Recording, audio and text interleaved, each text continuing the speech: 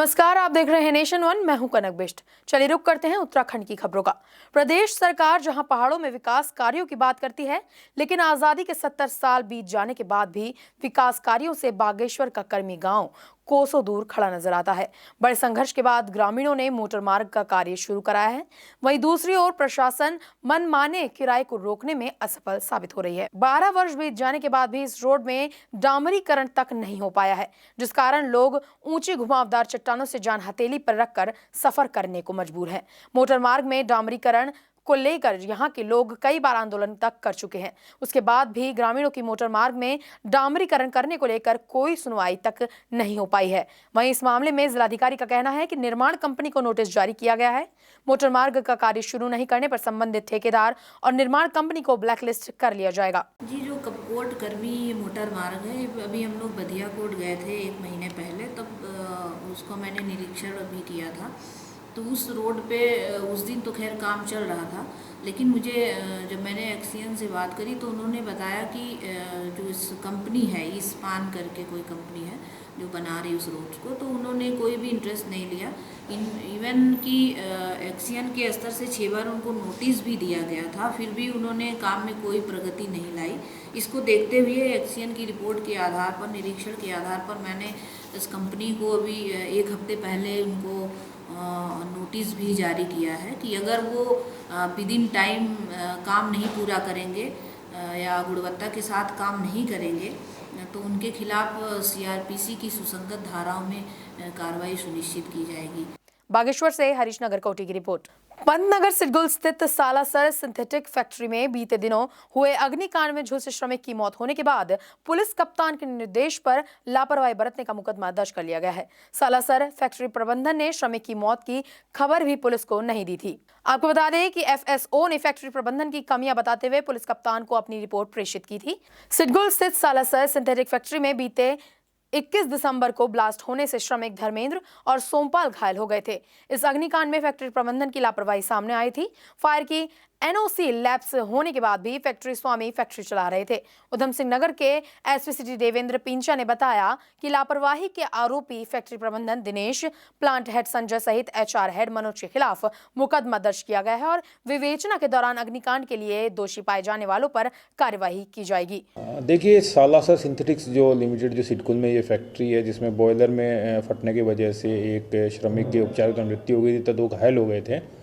तो उसमें एफएसओ के द्वारा और अन्य जो इसमें जांच कराएगी, तो जिसमें जो प्राथमिक दृष्टया में जो प्रबंधक और जिनकी इसमें लापरवाही मिली थी उसके खिलाफ एफआईआर दर्ज कर ली गई है। फिलहाल थाना पंतनगर में जो प्रबंधक है, प्लांट हेड है, एचआर मैनेजर है, उनके खिलाफ एफआईआर दर्ज कर ली और विवेचना में फंस ली थी। रुद्रपुर से दीपक कुकरेजा की रिपोर्ट।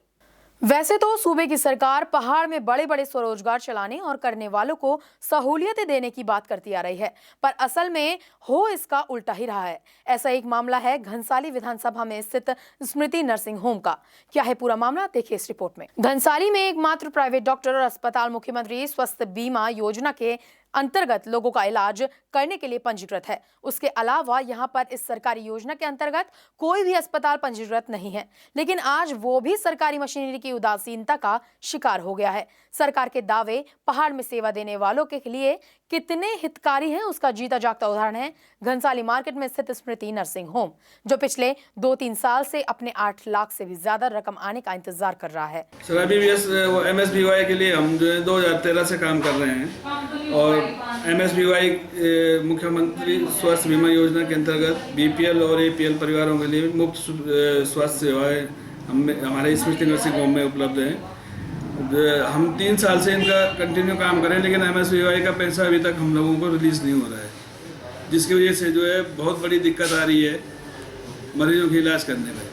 2015-16 का 6.5 लाख रुपए बैलेंस है और 2016-17 का जो है लगभग 1.25 लाख रुपए बैलेंस है। क्या कर सकते हैं सर, गरीब लोग आते हैं, हम लोग तो चाहते हैं कि गवर्नमेंट का संयंत्र है जिससे लोगों को इसका सुविधा दी जाए। पत्रावली कंपनी का है, कंपनी को फ़ोन करो, कहते हैं आज पैसा आ जाएगा, अगले महीने आ जाएगा, अगले महीने आ जाएगा, अभी तक तो कुछ भी नहीं है। घनसाली से हर्षमणि उनियाल की रिपोर्ट। केदार घाटी में हेलीकॉप्टर सेवा संचालक कायदे कानूनों के इतर शासनादेश के जमकर धज्जियां उड़ा रहे हैं। भले ही इन दिनों यहां हेली सेवाएं बंद रहती हैं, मगर कंपनी के लोग प्रशासन की परवाह करे बगैर ही हेलीपैड निर्माण में जुटे हुए हैं। स्थानीय लोगों से कम दामों पर जमीनें लीज पर लेकर वहां यात्रा काल के लिए हेलीपैड तैयार करने में जुटे हुए हैं और प्रशासन है कि महज कार्य रुकवा देने के दावे कर रहा है। जिले में अगर प्राइवेट हेली सेवाएं की बात करें तो 14 हेलीपैड पूरी केदार घाटी में बने थे, जिनको देखते हुए तत्कालीन उड्डयन सचिव ने केंद्रीय उड्डयन विभाग को 9 जून 2016 को यहां की भौगोलिक स्थितियों को देखते हुए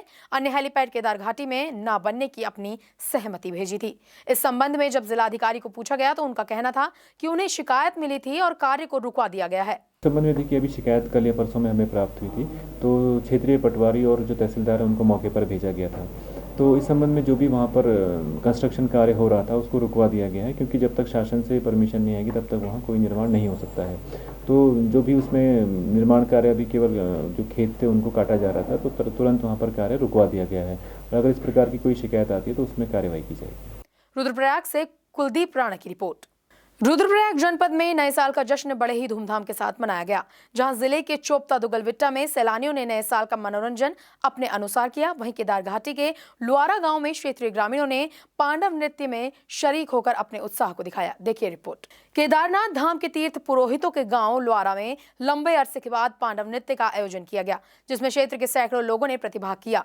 ग्रामीणों का कहना था कि एक ऐसा मौका है जब गांव की बेटियों को अपने घर बुलाया जाता है और सामूहिक आयोजन के जरिए उनकी कुशल क्षेम को पूछा जाता है। हाँ, ये बात सच्ची है, हमारी परंपरा है। हमारी जो है बेटियां जो है ससुराल में रहती है, इस समय चाहे उसको थोड़ा भी समय निकाल के आना पड़ता है और हमारी जो माताएं हैं वो भी इस समय का इंतजार करती हैं कि हमारी घर में हमारी बेटियां आए, हम उनको जो है खूब स्वागत करके उनको जो है पुले बनाते हैं और से वगैरह उनको विदाई करते हैं। जिस घर में नहीं आते थोड़ा हम उनको खराब करता है और हमारी ये परंपरा है। हमारी यहाँ के सारी जितनी भी बैठी हुई है ये हमारी सब जो है हमारी धियान है, हमारी बेटियां हैं, हमारी नंद सासू हैं, जो सबको आस लगी रहती है जो है हम बुलाने जाते हैं और वो इस समय पर आते हैं। हम लोग जो है इस समय का बहुत इंतजार करते हैं।